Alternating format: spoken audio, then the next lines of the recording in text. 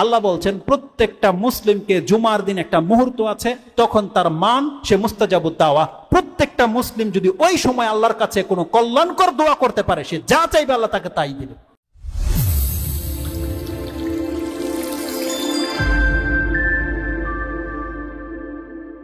ইয়াউমুল জুমা, যতগুলো দিন আছে তার মধ্যে শ্রেষ্ঠ দিন হচ্ছে ইয়াউমুল জুমা। তাহলে ওই সই হাদিসে এটা তারা সত্যতা প্রমাণ করে। কেন? যদি ঈদের দিন ধরেন বৃহস্পতিবার হয়, তাহলে জুমার দিন তার পরের দিন, তো কোন দিন শ্রেষ্ঠ হবে রাসূল ইসলামের ভাষা অনুযায়ী? তাহলে বৃহস্পতিবারের দিনের চেয়ে শুক্রবার দিন শ্রেষ্ঠ হবে। এটা ইমাম মুসলিমের হাদিস থেকে প্রমাণ হয়ে যাচ্ছে। অতএব এই হাদিসে ডাউট করার কোনো কিছু নেই। উপরন্ত নাসিরউদ্দিন আলবানী এর তাহকিকে বলেছেন হাদিসুন হাসান, মানে গ্রহণযোগ্য হাদিস। তো এই হাদিস থেকে যেটা আমরা জানলাম যে জুমার দিনটা হচ্ছে সাইয়্যিদুল আইয়াম এবং 2 ঈদের দিনের চেয়েও শ্রেষ্ঠ। আরেকটা সূক্ষ্ম বিষয় আপনি লক্ষ্য করেন, ওটা বছরে একবার আসে, আর জুমার দিন প্রত্যেক সপ্তাহে একবার আসে। জুমার দিনের খুতবা আর ঈদের খুতবার মধ্যে পার্থক্য হলো, ঈদের খুতবা শোনাটা লাজিম নয়, কিন্তু জুমার খুতবাটা শোনা লাজিম, এবং খুতবাটা আগে হয়, ঈদের খুতবাটা পরে হয়। দ্বিতীয়ত হচ্ছে, কোনো ব্যক্তি যদি ঈদের সালাত আদায় না করে, তার উপরে কোনো মানে হুকুম লাগানো হয়নি যে তার কি, কিন্তু কেউ যদি ইচ্ছা করে জুমার সালাত ছেড়ে দেয়, তার উপরে হুকুম লাগানো হয়েছে যে যদি কেউ ব্যক্তি 3টা জুমা ছেড়ে দেয়, তাহলে আল্লাহ তার অন্তরে মুনাফিকের মোহর লাগিয়ে দেবে।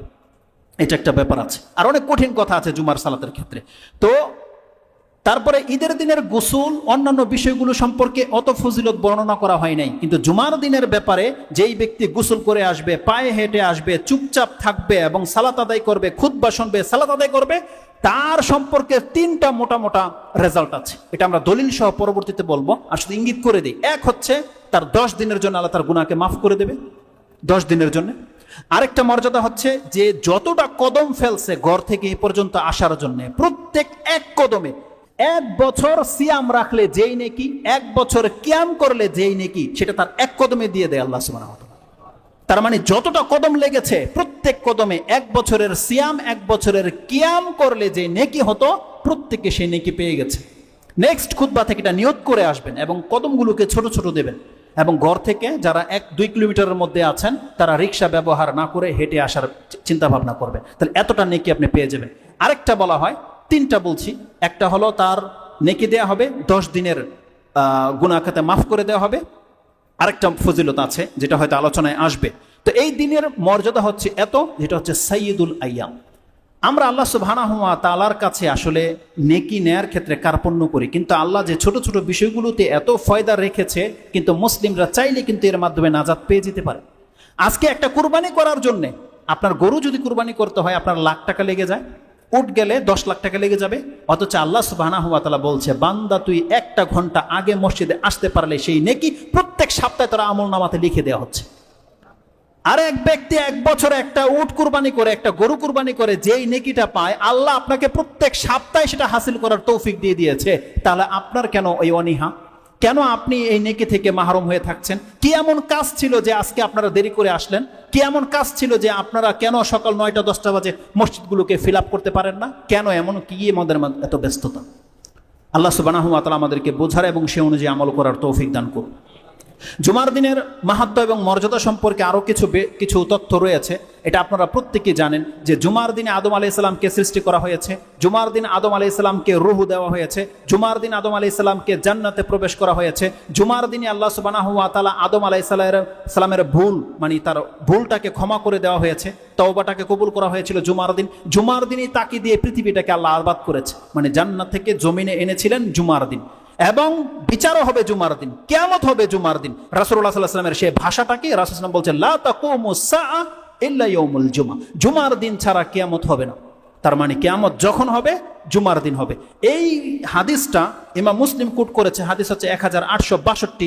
এটার পেছনে যে যুক্তিকতা ছিল, কারণ ছিল আমার বর্ণনা করার, সেটা ওই বক্তব্যে বলেছি। আপনাদেরকে শুধু টাচ করে দেই যে জুমার এমন একটা দিন, এই সংবাদ পুরো পৃথিবীর সব সৃষ্টিকে জানিয়ে দেওয়া হয়েছিল। জিন, ইনসান, ফেরেশতা, কীটপতঙ্গ, পশু পাখি সবাই জানে যে পৃথিবী ধ্বংস হয়ে যাবে জুমার দিন। রাসূলুল্লাহ সাল্লাল্লাহু আলাইহি ওয়াসাল্লাম বলছেন, রেজাল্ট কি? কেবলমাত্র জিন ইনসান ছাড়া প্রত্যেকটা সৃষ্টি এই জুমার দিন সূর্য ওঠা পর্যন্ত ভীত সন্ত্রস্ত থাকে, অনেক ভয়ে ভীত থাকে, তারা রাত্রি যাপন করে পেরেশানিতে। কেবলমাত্র জিন ইনসান, এই নির্বুদ্ধই জাতি, তারা শুধু এই দিনই সবচেয়ে বেশি পাপ করে থাকে। প্রত্যেকটা প্রাণী। হাদিসের ভাষাটা কি দেখেন, হাদিসের ভাষাতে কি আছে, মা মিন মালাইকান মা মিন মালাকিন মুকাররাবিন, সম্মানিত ফেরেশতারা পর্যন্ত, ওয়ালা সামাইন, আকাশ, ওয়ালা আরদিন, জমিন, ওয়ালা রিয়াহিন, বাতাস, ওয়ালা জিবালিন, পাহাড়, ওয়ালা বাহারিন, সমুদ্রগুলো, ওয়ালা বাহারিন ইল্লা ওয়া হুয়া ইউশফিকুন, আর অন্য রিওয়ায়াতে আছে মুশফিকুন, তারা ভয়ে ভীত থাকে মিন ইয়াউমিল জুমা, জুমার দিনে। কেন? কারণ তাদেরকে সংবাদ দিয়ে দেওয়া হয়েছে জুমার দিন পৃথিবী ধ্বংস হয়ে যাবে। তারা আমাদের মতো খোঁজে না যে জুমার কিয়ামত হওয়ার 40 বছর আগে তো ঈসা আলাইহিস সালাম আসবে, মেহেদী আসবে, কত কিছু হবে, তার মানে আমি নাকে তেল দিয়ে ঘুমাই, ওটা তো 40 বছর পর হবে, এই জুমায় তো, আগামী জুমায় কিয়ামত হবে না, এটা আপনারা সবাই জেনে গেছেন। আগামী জুমায় কিয়ামত হবে, হবে না, তাই বলে আপনাদের পেরেশানও নেই, কিন্তু প্রত্যেকটা জাতি পেরেশানি থাকে। পৃথিবী তো আগামী জুমায় কিয়ামত হবে না, কিন্তু আপনার কিয়ামত তো আগামী জুমার আগে হতে পারে না। তাহলে যদি এটা বিশ্বাস থাকে তাহলে সেই আমল করা উচিত। আর সবচেয়ে বড় ব্যাপার হচ্ছে, আল্লাহর পক্ষ থেকে যখন কোনো সংবাদ দেওয়া হয়, ইমানদারদের কাজ হচ্ছে যদি সেটা সুসংবাদের হয় সে সন্তুষ্ট হবে, যদি ভীতিকর হয় তাহলে সে ভয় পাবে। এটা ইমানদারের একটা অন্তরের রূপ। কারণ আল্লাহ বলছেন যখন আল্লাহর কথা তাকে স্মরণ করে দেওয়া হয়, ওয়াজিলাত কুলুবুহুম, তার অন্তরে অবশ্যই একটা ওয়াজিলাত আসতে হবে। এটা হচ্ছে ইমানের দাবি। যেহেতু আল্লাহ বলেছে কিয়ামত হয়ে যাবে জুমার দিন, অতএব জুমার রাতের আগেই আমাদেরকে ভীত সন্তুষ্ট থাকতে হবে। ওই দিন এত উৎফুল্লতা দরকার নাই। কিন্তু দেখেন আমাদের যত আনুষ্ঠানিকতা শুরু হয় ওই বৃহস্পতিবার আর শুক্রবার। মানুষকে ধোঁকা দিয়ে দেওয়া হয়েছে। যেই দিনটা ছিল আপনার জন্য খাস ইবাদতের দিন, যেই দিনটা ছিল আপনার অন্তরটা আল্লাহর দিকে ঝোঁকানোর পরকালের দিন, সেই দিনটাতে আমোদ প্রমোদের ব্যবস্থা করে দেওয়া হয়। তাহলে আপনি কিভাবে আল্লাহর সুবহানাহু ওয়া তাআলার দিকে ঝুঁকবেন? অথচ প্রত্যেকটা প্রাণী, রাসূল সাল্লাল্লাহু আলাইহি ওয়াসাল্লাম বলছেন, প্রত্যেকটা প্রাণী ভীত সন্ত্রস্ত থাকে যতক্ষণ পর্যন্ত হাত্তা তাতলু শামস, যতক্ষণ পর্যন্ত সূর্য উদিত না হয়ে যায়, যতক্ষণ পর্যন্ত পুরা প্রকাশিত না হয়ে যায়। যখন প্রকাশিত হয়ে যায় তখন তারা স্বস্তি পায় যে না, আজকে কিয়ামত হবে না। কিন্তু এই অনুভূতি আমাদের মধ্যে দেখা যায় না। তো আল্লাহ সুবহানাহু ওয়া তাআলা এই জুমার দিনের বরত্বের মধ্যে রেখেছেন যে জুমার দিনই কিয়ামত হবে। এই জুমার দিন সম্পর্কে আরো বেশ কিছু কথা রয়েছে, আমরা সেদিকে চলে যাই। জুমার দিনটাকে আল্লাহ সুবহানাহু ওয়া তাআলা মুসলিমদের পাপ মোচনের একটা মাধ্যম করেছে। জুমার দিন দেখেন, এটা আল্লাহ সুবহানাহু ওয়া তাআলার স্পেশাল রহমত। আল্লাহ নিজে করেছে যে জুমার দিন যখন বৃহস্পতিবারের চাঁদ সূর্য যখন ডুবে যাবে, জুমার দিন যখন শুরু হয়ে যাবে, তখনই পৃথিবীর মুসলিমদেরকে ক্ষমা করে দেওয়া হয়। ইমাম মুসলিম তার কিতাব তাহারাতে হাদিসটাকে কোট করেছেন। হাদিস নাম্বার হচ্ছে 440। এই হাদিসটাও আবু হুরায়রা রাদিয়াল্লাহু তাআলা বর্ণনা করেছেন, সম্ভবত আবু হুরায়রা রাদিয়াল্লাহু তাআলা। জি, রাসূল সাল্লাল্লাহু আলাইহি বলছেন, as-salawatul khams ওয়াল জুমআতু ইলাল জুমআ ওয়া রামাদানু ইলা রামাদানা মুকাফফিরাতুম মা বাইনাহুন্না ইযা ইজতানাবাল কাবায়ের। এই সংবাদটা হচ্ছে ওই সমস্ত মুসলিমদের জন্য যারা কোনো কাবিরা গুনাহ করে না, যারা কোনো বড় পাপ করে না, তাদের জন্য। যদি গত জুমা থেকে আজকের মধ্যে আপনার জন্য যদি কোনো বড় পাপ না হয়ে থাকে, বড় পাপগুলো কি? একটা হচ্ছে শিরিক করা, সবচেয়ে বড় পাপ। তারপরে হত্যা, তারপরে জেনা, বাপমার নাফরমানি করা, সুদ খাওয়া, ঘুষ খাওয়া, হত্যা করা, চুরি বাটপারি করা, এগুলো কি সব বড় পাপ। নেশা করা, মদ খাওয়া, এগুলো হচ্ছে বড় পাপ। যারা এই বড় পাপের সাথে জড়িত নয়, ছোট পাপ হয়ে গেছে। ছোট পাপ সবার দ্বারা হয়। আমি যদি আপনাদেরকে জিজ্ঞেস করি বড় পাপ কি, এই সম্পর্কে অনেকেরই নলেজ আছে, 70-এর অধিক কেউ কিতাব লিখেছে। কেউ কি আমাকে 10টা ছোট পাপ জমা করে দিতে পারবেন যে আপনার নজরে আসেছে, আপনি ফিল করেছেন যে এই পাপটা ছোট পাপ? আমরা যে পাপগুলো করি প্রতিনিয়ত, আপনি 10টা পাপ এখানে দাঁড়িয়ে সবার সামনে জড়ো করে দেওয়ার ক্ষমতা রাখেন না। আমি পাইনি আজ পর্যন্ত খুঁজে যে ছোট পাপগুলো কি। কারণ আমরা যে পাপগুলো করি প্রত্যেকটা বড় বড় পাপ। আমরা মিথ্যা বলছি, সুদ খাচ্ছি, ঘুষ খাচ্ছি, চুরি করছি, এগুলো কি ছোট পাপ? সব বড় বড় পাপ। অথচ দেখেন আমাদের কোনো ফিল হচ্ছে না। আর সাহাবা একরামদের দ্বারা, অধিকাংশ সাহাবা একরামদের দ্বারা ছোট পাপও হতো না। তারা বলতো যে ছোট, যেগুলো তোমরা ছোট পাপ মনে করো ওটাকে আমরা মুবিকাত ভাবতাম, যে আমার উপরে পাহাড় ঝুলছে, যে কোনো সময় পাহাড়টা আমার উপরে চেপে যাবে, এমনটা ভাবতাম। আর তোমরা বড় বড় পাপ করে ভাবছো মাছের নাকের ডগা একটা মাছি, জাস্ট এরকম করো, হয়ে গেল। অথচ আমাদের যুগে সেটাগুলোকে আমরা মুবিকাত মনে করতাম, মানে হালাক হয়ে যাওয়ার পাপ মনে করতাম। আল্লাহ সুবহানাহু ওয়া তাআলা বলছেন যে কোনো ব্যক্তি যদি বড় পাপ থেকে বেঁচে থাকেন, তাহলে ছোটখাটো যে পাপগুলো তার দ্বারা হয়ে যায়, লাগু হয়ে যায়, জুমার দিন আসলেই এই এক সপ্তাহের পাপ তার মাফ হয়ে যায়। আল জুমাআতু ইলাল জুমা। তাহলে নাজাত পাওয়াটা কি বড় কোনো ব্যাপার? শয়তান কত ভুল করাবে আপনার দ্বারা। আপনার ইচ্ছা ছিল না, হঠাৎ করে চোখ পড়ে গেছে মহিলাদের দিকে, কতবার চোখ ফিরাবে? জুমার দিন আসতে দেন, এই যতবার পড়েছে আল্লাহ সব মাফ করে দেবে। শয়তান আপনাকে জাহান্নামে নিতে পারবে না। আল্লাহ এমন ব্যবস্থা করে রেখেছে, শুধু আপনার দৃষ্টিভঙ্গি আল্লাহ চাচ্ছে যে আদৌ কি আপনি বাঁচতে চান, নাজাত চান, তাহলে নাজাতের জন্য আল্লাহর কাছে সাহায্য কামনা করেন এবং যে রাস্তাগুলো আল্লাহ বলে দিয়েছে সেই রাস্তাগুলোকে নিজের জীবনে বাস্তবায়ন করার শুধু একটু চেষ্টা করেন, তাহলেই হয়ে গেল। আল্লাহ যেন আমাদেরকে তৌফিক দান করে। তো জুমার দিন রাসূলুল্লাহ সাল্লাল্লাহু আলাইহি ওয়াসাল্লাম বলেছেন যে জুমার দিন আসলে আমাদের এক সপ্তাহের পাপকে মাফ করে দেওয়া হয়। এটা হচ্ছে জুমার দিনের বরকতের কারণে। আর জুমার দিনের কিছু কাজ আছে যেটা একটু আগে বলেছিলাম, ওই কাজগুলো যদি কেউ করে তার সাথে কি করা হয়? রাসূলুল্লাহ সাল্লাল্লাহু আলাইহি ওয়াসাল্লাম বলছেন কোন ব্যক্তি যদি জুমার দিন গোসল করে অথবা ওযু করে, পায়ে হেঁটে আসে, চুপচাপ থাকে, খুতবা শুনে, তাহলে তার 10 দিনের পাপকে মাফ করে দেওয়া হয় বলেছিলাম। আন আবি হুরায়রা ক্বালা ক্বালা রাসূল সাল্লাল্লাহু আলাইহি ওয়াসাল্লাম মান তাওয়াদ্দা ফা আহসানাল উযু সুম্মা আতাল জুমআ ফাস্তামা ওয়া আনসাতা, খুতবা শুনে এবং চুপ থাকে, গুফিরা লাহু মা বাইনাহু ওয়া বাইনাল জুমআতি ওয়া জিয়াদাতু সালাসাতা আইয়াম। রাসূলুল্লাহ সাল্লাল্লাহু আলাইহি ওয়াসাল্লাম বলছেন যেই ব্যক্তি চুপ করে খুতবা শুনে, তাহলে তার আজকের দিন থেকে আগামী জুমা 7 দিন হয়, এই 7 দিনে তাকে ক্ষমা করে দেওয়া হবে আল্লাহর পক্ষ থেকে। ওয়া জিয়াদাতু সালাসাতা আইয়াম, আরো 3 দিন যোগ করে আল্লাহ 10 দিন ক্ষমা করে দিয়ে থাকে। কেন আল্লাহ 10 দিন কেন করেছে? কারণ আল্লাহর একটা নীতি হচ্ছে মান জাআ বিল হাসানাতি ফালাহু আশরু আমসালিহা। আল্লাহ বলছেন বান্দা তোর একটা নেকি করবে, আমি 10 গুণ নেকি দেব। এটা হচ্ছে আল্লাহর ওয়াদা। তাই আল্লাহ সুবহানাহু ওয়া তাআলা জুমা টু জুমা 7 দিন যেহেতু হয়, আল্লাহ নিজের পক্ষ থেকে আরো 3 দিয়ে 10কে পুরা করে দেয়, যে 10 দিন আমাদেরকে ক্ষমা করে দেওয়া হবে যদি ওই কাজগুলো কেউ করে। কিন্তু রাসূলুল্লাহ সাল্লাল্লাহু আলাইহি ওয়াসাল্লাম বলছেন ওমা মাসাল হাসা ফাকাদ লাগা, কিন্তু যেই ব্যক্তি এই যে কঙ্কর উঠাবে, রাসূল ইসলামের যুগে তো এরকম টাইলস ছিল না, বালুর উপরে তারা কি করতো? সালাত আদায় করতো। অনেক সময় দেখা যাবে কেউ হেলামে বসে বসে বালুর একটা দানা টানা টোকাচ্ছে। রাসূল কি বলেছে? ওমান মাসাল হাসা, যে ব্যক্তি ওই একটা পাথরের টুকরা কি স্পর্শ করলো, সে তার নেকি হারাবে। তাহলে আমরা কি করি? বসে বসে পায়ের নখ উঠাই, চামড়া উঠাই, এই করি, দাড়ি খিলাল করি, মোবাইল টিপি।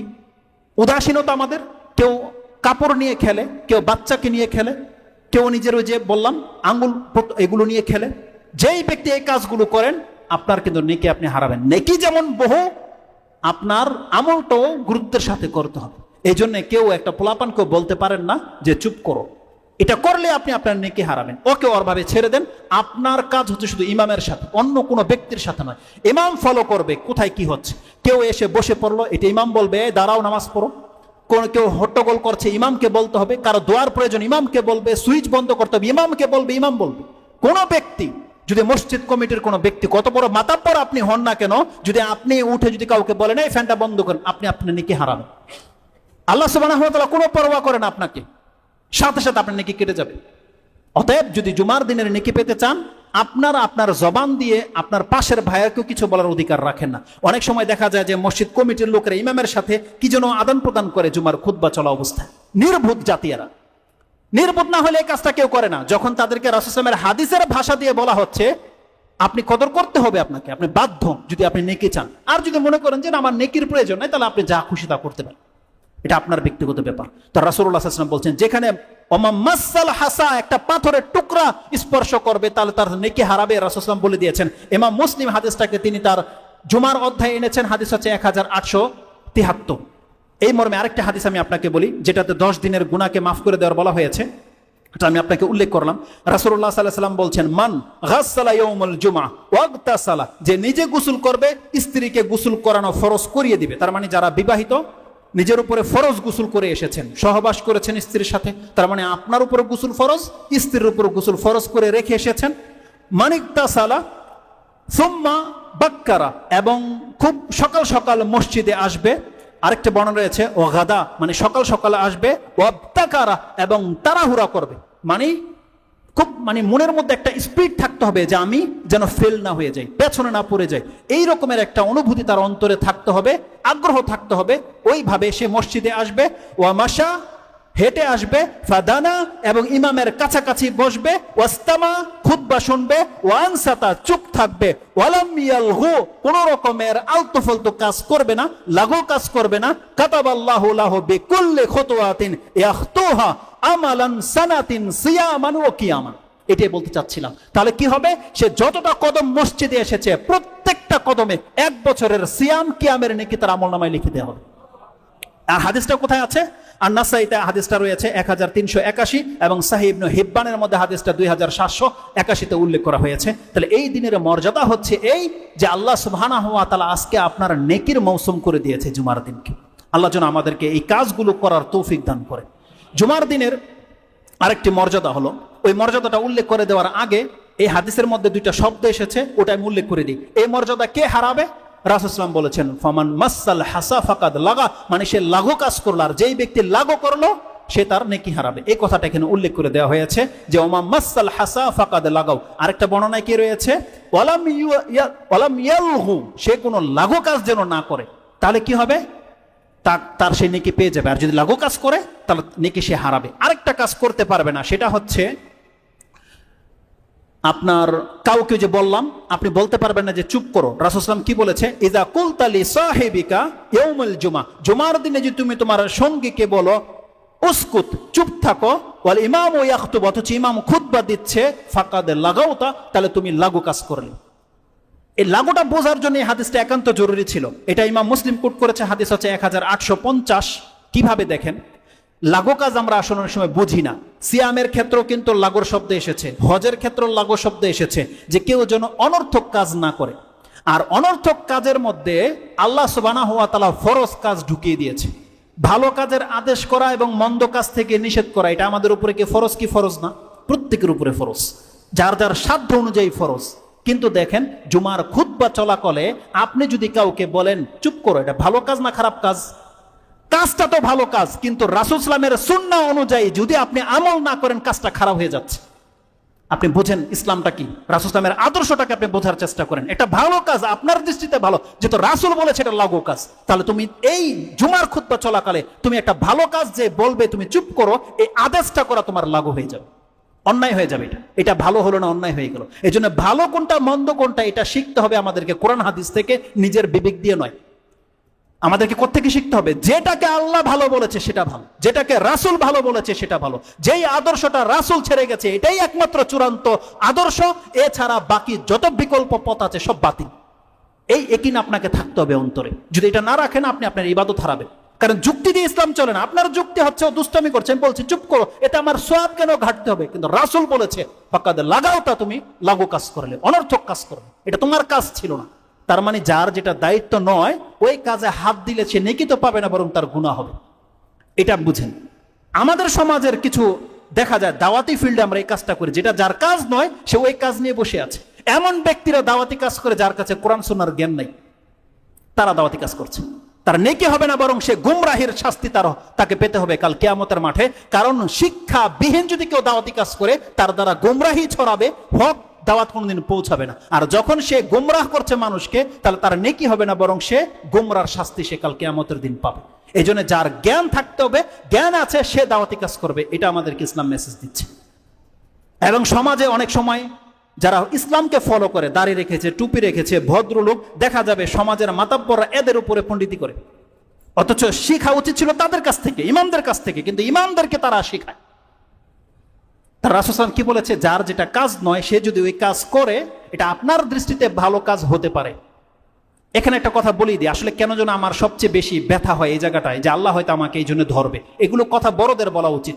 এই জন্য বলছি, আমাদের দেশের প্রধানমন্ত্রী এবং যে কোনো দেশের রাষ্ট্রের নায়ক যদি মহিলা হয়, এটা তার ভালো কাজ নয়, এটা খারাপ কাজ। কারণ এই দায়িত্বটা তার নয়, আল্লাহ তাকে দায়িত্ব দেয়নি। কোনো মহিলাকে আল্লাহ সুবহানাহু ওয়া তাআলা রাষ্ট্র পরিচালনার দায়িত্ব দেয়নি, কোনো ঘর পরিচালনা করার দায়িত্ব কোনো মহিলাকে দেয়নি। কোনো মহিলা যদি পণ্ডিতি করে, কোনো ফ্যাক্টরি চালায়, জেনে নেন সে নেকি পাবে না, বরং তার গুনাহ হবে। কারণ এটা তার কাজই নয়, আল্লাহ তাকে এই দায়িত্বই দেয়নি।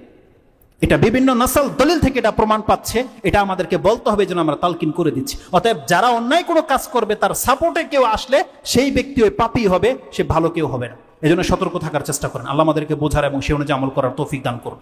তো জুমার দিনের একটা বড় মর্যাদা হচ্ছে যে লাগু কাজ করা যাবে না। আরেকটা কি করা যাবে না? যারা এসেছেন জায়গা পাননি, যেখানে জায়গায় পাবেন ওখানে বসে যেতে হবে। আপনার ভাইয়ের কাঁধকে ডিঙিয়ে যদি আপনি সামনে আসেন, এটা একটা লাগু কাজ, তাহলে আপনি নেকি হারান। এজন্য বলেছি টাকার গরম, শরীরের গরম, মর্যাদা ওটা দেখাতে হলে আপনাকে আগে আসতে হবে, পরে আসছেন ওখানে বসতে হবে। এক সাহাবী যখন এইভাবে ঢুকেছে, রাসূল বলছেন ইয়াজলিস, তুমি ওখানেই থাকো, ইন্নাকা আযাইতা ওয়া আনাইতা, তুমি এক তো কষ্ট দিয়েছো, উপরন্তু তুমি বিলম্ব করেছো বা তুমি অন্যায় করেছো, তুমি দেরিতে এসেছো আবার কষ্ট দিয়েছো। রাসূল তাকে নিষেধ করেছে যে ওখানেই থাকো।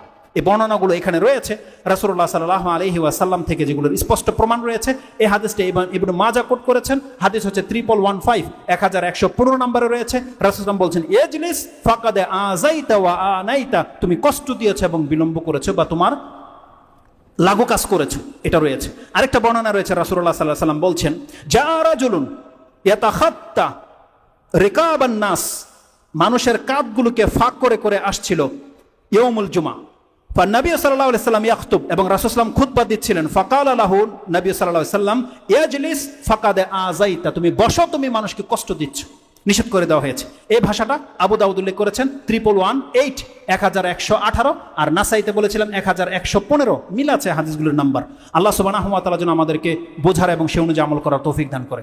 এই মর্মে ইবনে মাজাহ একটা দুর্বল হাদিস কোট করেছে যে যেই ব্যক্তি মান তাখাত্তা রিকাবান নাস, যেই ব্যক্তি মানুষকে ফাঁক করে সামনের কাতারে আসলো, সে জুমার দিন তখিজা জিসরান ইলা জাহান্নাম, তাহলে সে যেন জাহান্নামের মধ্যে যাওয়ার জন্য একটা রাস্তা করে নিল।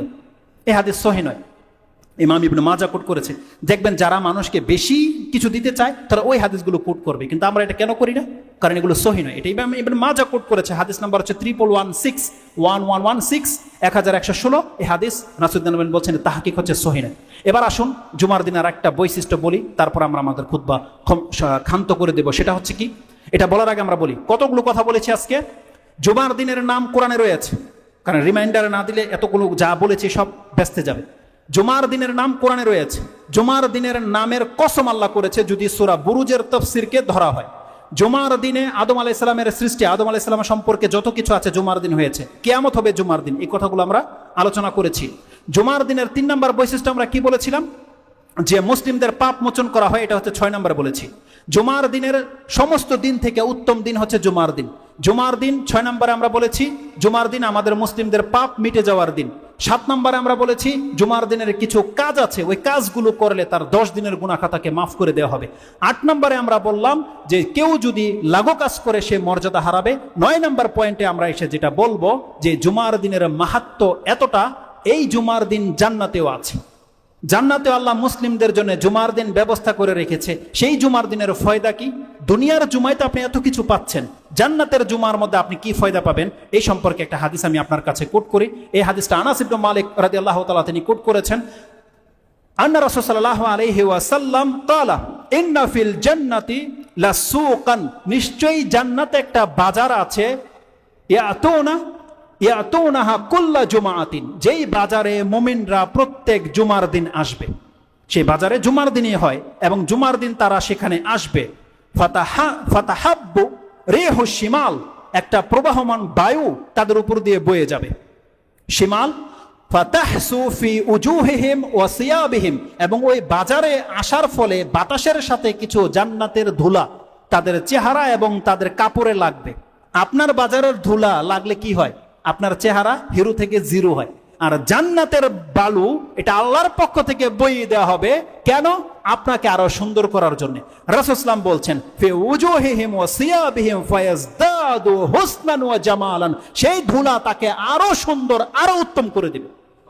হুসনান ওয়া জামালান ফায়ারজিউনা ইলা আহলিহিম, তারা যখন তাদের পরিবারের লোকের কাছে ফিরে আসবে, ইয়াজদাদ হুসনান ও জামালান, খুব উত্তম সুন্দর এবং সুঠাম হয়ে, তখন তাদের পরিবারের লোকেরা বলবে ও কালুহুম আহলুহুম ওয়াল্লাহি কাদ ইজদাদতুম বাদানা হুসনান ওয়া জামালান, তোমরা আমাদের কাছ থেকে যাওয়ার পরে আরো সুন্দর আরো উত্তম তোমাদেরকে দেখাচ্ছে।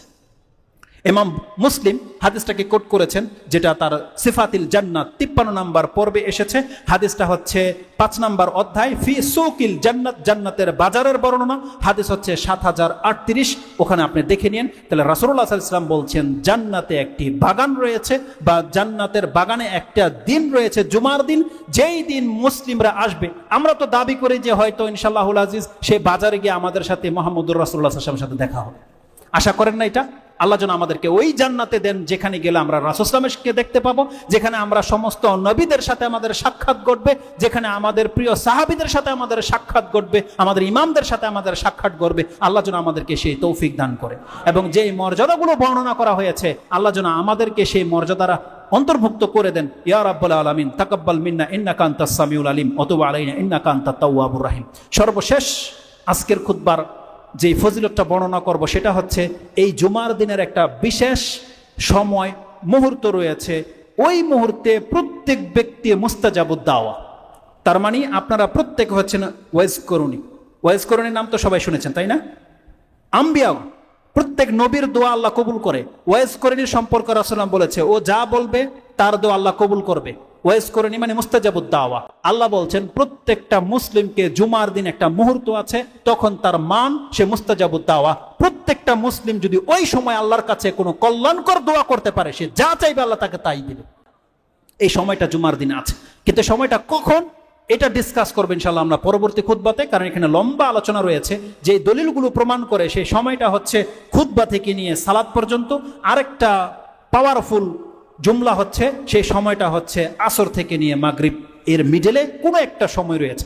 সেটা কখন, এটা আমরা ইনশাআল্লাহ বিভিন্ন ওই বর্ণনার মাধ্যমে জানার চেষ্টা করব। এখন শুধু ওই বর্ণনাটা বলি যে ইমাম বুখারী মুসলিম তারা কোট করেছেন যে জুমার দিন ইন্না ফিল জুমআতি লা সাআতান, জুমার দিনের এমন একটা সা মানে এমন একটা সময় ক্ষণ রয়েছে, লা ইউওয়াফিকুহাল মুসলিম, কোন মুসলিম যদি সে সময়টা পেয়ে যায়, ইয়াসআলুল্লাহ ফিহা খায়রান, এবং সে যদি কল্যাণকর কিছু চায়, ইল্লা আতাহুল্লাহু ইয়া, তাহলে আল্লাহ অবশ্যই সে যা চাইবে তাকে তা দিয়ে দিবে। এই ভাষাটা ইমাম মুসলিম কোট করেছেন, হাদিস হচ্ছে 1858। আর ইমাম তিরমিজির ভাষ্য হচ্ছে, তিনি বলছেন ওয়ালা ইয়াস্তা, সে যদি কোনো কিছু চায় তাকে দিয়ে দেওয়া হবে। ওয়াস্তাইযু মিন শাইইন, কোনো কিছু থেকে যদি সে আশ্রয় চায়, যে আল্লাহ আমি জাহান্নাম থেকে আশ্রয় চাই, কবরের শাস্তি থেকে আশ্রয় চাই, দাজ্জালের ফিতনা থেকে আশ্রয় চাই, আল্লাহ আমার পুরো জীবনের ফিতনা থেকে আমি তোমার কাছে আশ্রয় চাই, তাহলে রাসূল সাল্লাল্লাহু আলাইহি ওয়াসাল্লাম বলছেন ইল্লা আযাহুল্লাহু ইয়া, তাহলে সে ওই মুহূর্তে যেই জিনিস থেকে পানাহ চাবে, বাঁচতে চাইবে, আল্লাহ তাকে তা থেকে মুক্ত করে দেবে। এটা হচ্ছে জুমার দিন। আল্লাহ সুবহানাহু ওয়া তাআলা আমাদেরকে বোঝার এবং সে অনুযায়ী আমল করার তৌফিক দান করুন, এবং এই দিনের কদর করা এবং এই দিনের মর্যাদা যেন আমাদের অন্তরে বসে যায়, এবং এই দিনের মাধ্যমে যেন আমরা কর্ম করে জান্নাত হাসিল করতে পারি। আল্লাহ তুমি আমাদেরকে এমন সৎ কাজ করার তৌফিক দান করো।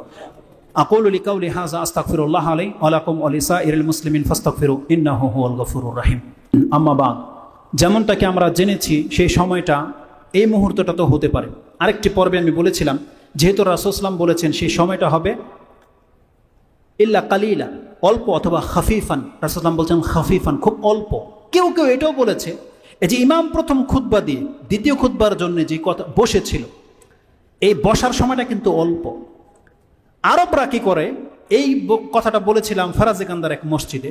আরবরা কি করে, যখনই তার প্রথম খুতবা শেষ হয় তখন তারা বলে আকুলু লিকাউলি হাযা আস্তাগফিরুল্লাহ লি ওয়া লাকুম ওয়া লিসাইরিল মুসলিমিন ফাস্তাগফিরু ইন্নাহু হুয়াল গফুরুর রহিম। এটা বলে তারপরে তারা বসার পরে আস্তাগফিরুল্লাহ আস্তাগফিরুল্লাহ পড়তে থাকে। এটা আমরা নিজের কানে শুনেছি এবং দেখেছি। মক্কার ইমামরা বা আরব ইমামরা এমনটা করে, যদি আমাদের সমাজের ইমামরা এমনটা করে না। কি বলা হয়, এই যে লম্বা যতগুলো কথা বলেছি, আমার কথাতে ভুল হতে পারে না? ভুল হতে পারে। এই জন্য তারা বলে আল্লাহুম্মা আকুলু লিকাউলি হাযা, আমি যে কথাগুলো বললাম এর জন্য ফাস্তাগফিরুল্লাহ, আমি আল্লাহর কাছে ক্ষমা চাচ্ছি। ইমাম বলে যে আমি এর জন্য আল্লাহর কাছে ক্ষমা চাচ্ছি আমার যদি ভুল হয়ে থাকে। ফাস্তাগফিরুল্লাহ লি, আমার জন্য, ওয়া লাকুম, এবং আপনাদের জন্য আমি আল্লাহর কাছে ক্ষমা চাচ্ছি। ইমাম ক্ষমা চায় প্রত্যেকটা মুসাল্লির জন্য। এমন নেতা দরকার যে আপনাদের জন্য ক্ষমা চায়। রাসূল আমাদের জন্য ক্ষমা চাইতো, রাসূল সাল্লাল্লাহু আলাইহি ওয়াসাল্লাম নিজের জন্য এবং সাহাবায়ে কেরাম এবং আমাদের জন্য রাসূল সাল্লাল্লাহু আলাইহি ওয়াসাল্লাম ক্ষমা চেয়েছে। আস্তাগফিরুল্লাহ লি ওয়া লাকুম ওয়া লিসাইরিল মুসলিমিন, প্রত্যেকটা মুসলিমকে যেন আল্লাহ মাফ করে দেয়। এটা হচ্ছে একটা সৎ লোকের আদর্শ হবে। আমাদের আদর্শ কি? ও জাহান্নামে যেতে চায় যাক, আমরা পারলে ওকে আরো জাহান্নামে ঠেলে দিই। কিন্তু সৎ লোকদের কাজ হবে ও প্রত্যেকটা মুসলিমকে নিয়ে জান্নাতে যেতে চাইবে। আমরা আমাদের মুসলিম ভাই বোনদের অনেক ভুল ত্রুটি দেখতে পাই, আমরা কি অন্তর থেকে দোয়া করি আল্লাহ আমাদের মুসলিমদেরকে মাফ করে দেন? বলি এটা? বলি না, কারণ আমরা আমাদের দল নিয়ে ব্যস্ত। অন্য দলের মুসলমানদেরকে আমরা মুসলমানই মনে করি না, এটা হচ্ছে আমাদের চরিত্র। কিন্তু এটা কোরআন হাদিস আমাদেরকে শিখায়নি। আমাদের আকীদা যদি মিল থাকে, তার আমলে ত্রুটি থাকতে পারে, আকীদার মিল যাদের আছে ওই সমস্ত ভাইদেরকে তো অন্তত আপনার মুসলমান ভাবতে হবে না? যাদের আকীদাতে শিরিক নাই, যারা বিদআত করে না, তাদেরকে তো মুসলমান ভাবতে হবে, যদিও তার সাথে আপনার মনের মিল হয় না। এমন বহু মানুষ আছে, বিভিন্ন তরিকার ক্ষেত্র হতে পারে, কিন্তু যাদের আকীদা ঠিক আছে আল্লাহর প্রতি, তাদের প্রত্যেকটা মুসলিম ভাইদের জন্য কি আমরা এটা দোয়া করি যে আল্লাহ মাগফির লাহুম, আল্লাহ তাদেরকে ক্ষমা করে দাও? আমরা করি না, অথচ আমাদেরকে করা উচিত। তাহলে ইমাম বলে, আল্লাহ আমি আমার জন্য, আপনাদের জন্য, সমস্ত মুসলমানদের জন্য আল্লাহর কাছে ক্ষমা চাচ্ছি, ফাস্তাগফিরুহু, অতএব আপনারাও ক্ষমা চান, ইন্নাহু ওয়াল গফুরুর রহিম, কারণ তিনি হচ্ছেন ক্ষমাশীল দয়ালু। কোন ইমাম যদি কোনো জাতিকে এইভাবে আল্লাহর পরিচয় করিয়ে দেয়, দেখেন ক্ষমা কার কাছে চাইতে হবে? আল্লাহর কাছে। তিনি হচ্ছেন ক্ষমাশীল এবং দয়াবান। তাহলে আপনাকে আর পীরের পা ধরে বসে থাকতে হয়? কারণ আপনি জানেন আল্লাহ ক্ষমাশীল, আল্লাহ ক্ষমা করবে। আমি পীর হয়ে আপনাদেরকে বলে দিলাম আল্লাহ ক্ষমা করবে, আপনি বলছেন পীর মানে শিক্ষক, তাহলে শিক্ষকদের কাজ কি? আল্লাহর পরিচয়টা আপনার কাছে তুলে ধরা, আল্লাহ ক্ষমাশীল, আল্লাহর কাছে ক্ষমা চান, ইন্নাহু হুয়াল গফুরুর রহিম, এটা বলে দিয়ে ইমাম বসে। তখন আপনাদের করা কি উচিত ছিল? বসে বসে আস্তাগফিরুল্লাহ আস্তাগফিরুল্লাহ বল, ক্ষমা চান। হতে পারে যে এই মুহূর্তটা যদি সেটা হয়, আল্লাহ আপনাকে ক্ষমা করে দেবে। তো এটা ছিল ব্যাপার। এই জন্য আমরা যখন জেনেছি যে এই মুহূর্তগুলোতে ক্ষমা করা হবে বা চাইলে পাওয়া যাবে, এই জন্য আমরা অন্তর থেকে খাসভাবে আল্লাহর কাছে দোয়া করি, আল্লাহ আমাদের বিগত পাপগুলোকে তুমি ক্ষমা করে দাও, আল্লাহ আমাদের মুসলিম মা বোনদেরকে তুমি ক্ষমা করে দাও, আমাদের জাতির নেতাদেরকে তুমি ক্ষমা করে দাও, আল্লাহ তাদেরকে সততার সাথে জীবনযাপন করার তৌফিক দান করো, এবং আমাদেরকে সৎ নেতৃত্ব দান করো যাদের ইত্তেবা আমরা করতে পারি, এবং আমাদেরকে এমন ব্যক্তিদের নেতা বানাও যারা মুত্তাকি, যেমনটা আল্লাহ আমাদেরকে কোরআন শিক্ষা দিয়েছে, ওয়াজআলনা লিল মুত্তাকিনা ইমামা, আপনারা মুত্তাকি হন আর আল্লাহ যেন আমাদেরকে মুত্তাকিদের ইমাম বানায়, কোনো অজ্ঞদের ইমামতি যেন আমাদেরকে করতে না হয়। আল্লাহ সুবহানাহু ওয়া তাআলা যেই সমস্ত ভাইয়েরা আমাদের কাছে দোয়া চায়, যারা অসুস্থ আছে, যারা হয়তো ওইভাবে বলতে পারে না, আল্লাহ প্রত্যেকের অন্তরের খবর জানো, যারা তোমাকে ডাকে আল্লাহ তাদের ডাককে তুমি কবুল করে নাও, আল্লাহ তাদেরকে ক্ষমা করে দাও, এবং আমাদেরকে জান্নাতে যাওয়ার জন্য যে রাস্তা তুমি দেখিয়ে দিয়েছো সেই রাস্তার উপরে আমাদেরকে হেদায়েত দান করো, এবং শয়তানের গুমরাহি থেকে আমাদেরকে তুমি বাঁচাও। ইয়া মুকাল্লিবাল কুলুব সাব্বিত কুলুবানা আলা দীনিক, ইয়া মুসাররিফাল কুলুব সাররিফ কুলুবানা আলা তাআতিক, ইয়া রাব্বাল আলামিন। সুবহান